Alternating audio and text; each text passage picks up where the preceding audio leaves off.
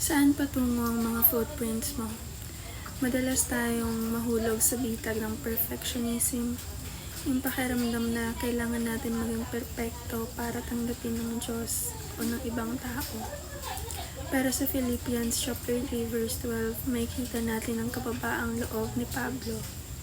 Hindi ko pa ito nakakamit, ni ako'y perpekto na. Ngunit nagpapatuloy ako upang kamitin niyo, sapagkat ako'y tinawag ni Jesucristo para dito.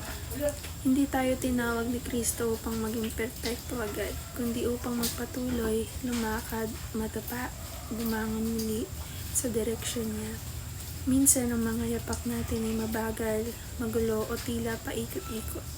Pero kung ito'y patungo kay Jesus, mahalaga pa rin to. Ang Diyos ay hindi naghahanap ng performance, kundi ng puso.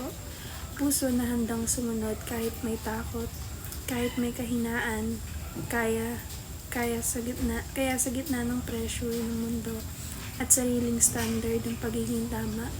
Tanungin natin ang mga sarili natin. Ang mga yapak ko ba ay patungo sa Diyos o palayo sa Kanya?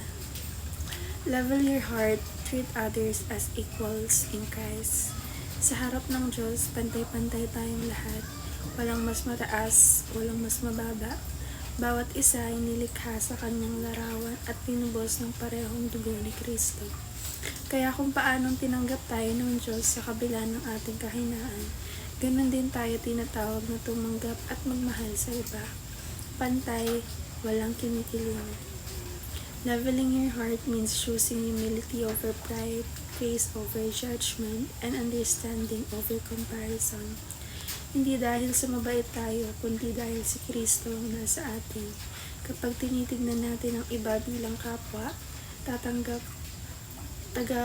ng awa ng Diyos, natututo tayo magmahal ng totoo, hindi dahil karapat-dapat sila, kundi dahil minahal muna tayo ni Kristo.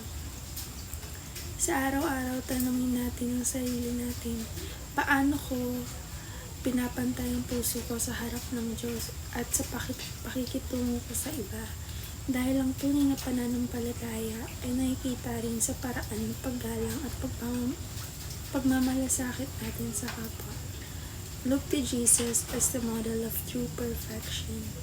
Sa isang mundong puno ng pressure na maging perfect sa paningin ng iba, sa itsura, sa achievements, sa ugali, paalala sa atin ng salita ng Diyos na ang tunay na sukatan ng perfection ay hindi yung pamantayan ng tao, kundi si Jesus mismo. Hindi siya naging perpekto para lang hangaan, naging perpekto siya para tayo matubos, mahalin at bigyan ng halimbawa kung paano mamumuhay ng may kabanalan, kababaang loob at habag.